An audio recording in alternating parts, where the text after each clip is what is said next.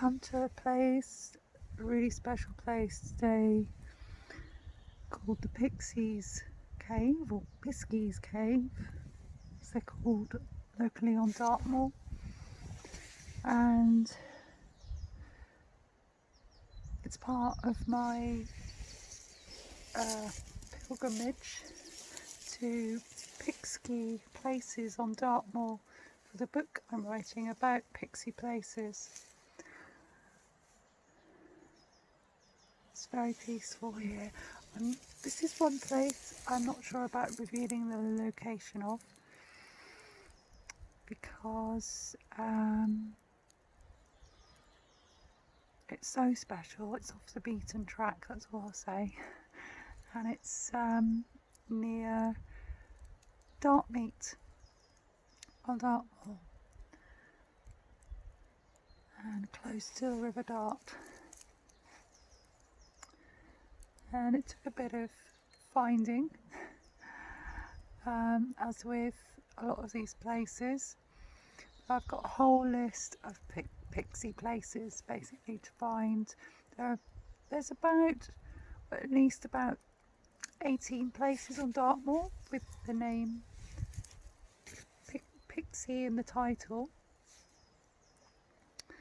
And then there's other places that are mentioned in the pixie folklore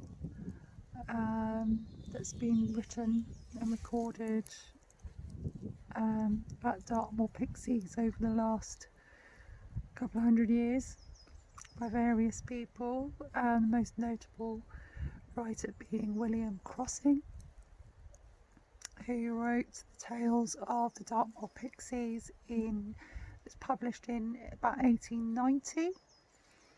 So I've been reading through that.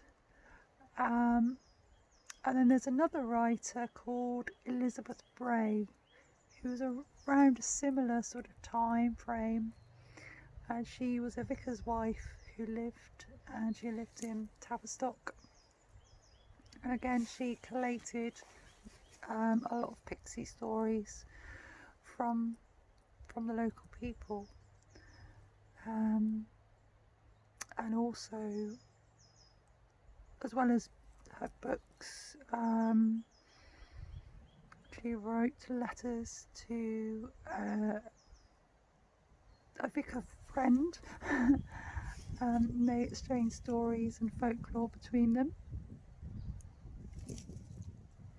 So I've really been, over the last few months and probably last couple of years or so, been gradually gathering this information about the pixies, and then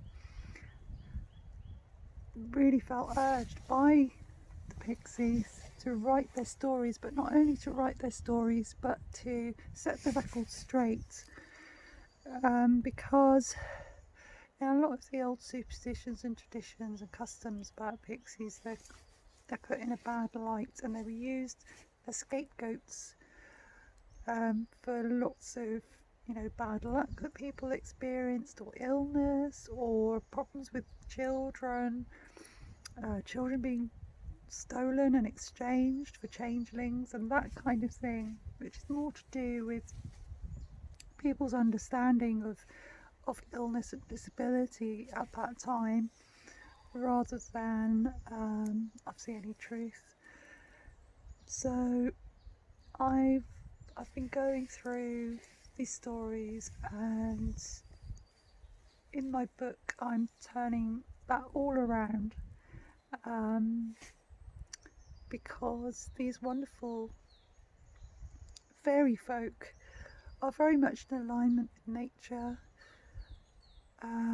They look after these wild places and guard them, and they want us to work in partnership with them. That's what they've told me, and that's what I've learned from other people as well over the years. And I've been walking this path all my life really, but in earnest since 2016, because they kept calling me back to this path to work with the fairies. And as I grew up in Devon and spent a lot of time on Dartmoor and have family connections with Dartmoor. I feel really passionately about the fairies of this place, about the pixies and their stories, and so now I'm collating that together and I'm writing about it. And in each place I'm just sitting with them, gathering their messages. I mean, I may come back again to some places, and because I find visiting places more than once is really, really helpful and helps you to attune to what's there and the fairy folk there. So as I live locally, I don't want this to be like a whistle-stop tour of all the fairy places on Dartmoor. I want to take my time and revisit places and really, be able to convey what, the magic of these places and the pixies that live here. And just as I'm talking, this is what I see. I can see a little figure in the rock behind me, almost like with a pointy ear and an eye there. So I take that as a sign that they're listening. And when I arrived here, I asked their permission if I could sit here for a while and talk about this place. And I explained that, what I've just said to you, that I'm speaking in their favour and recording my own experiences of pixies. I'm doing it in a very unique way, which you'll see in the book. I'm also going to include my art because I'm an artist, so drawings of the pixies as well, in my own way, and some photographs as well of these places. So I'd like to come back and take some decent photos of these wonderful places. I've taken a few on my phone today. And I think now I'm going to tune in and see if the pixies have a message, and this will be something that I include in my books. And I think it's really important as well, if you want to connect with fairy places from a distance, if you can have visited that place and form some sort of connection, then when you're at home, this is what I find, when I'm at home I can visualise the place clearer, the feel of it, the smell of it, the sounds, the touch of it, all of the senses, and then I can visually transport myself back there to connect even on a deeper level. So, more in a moment.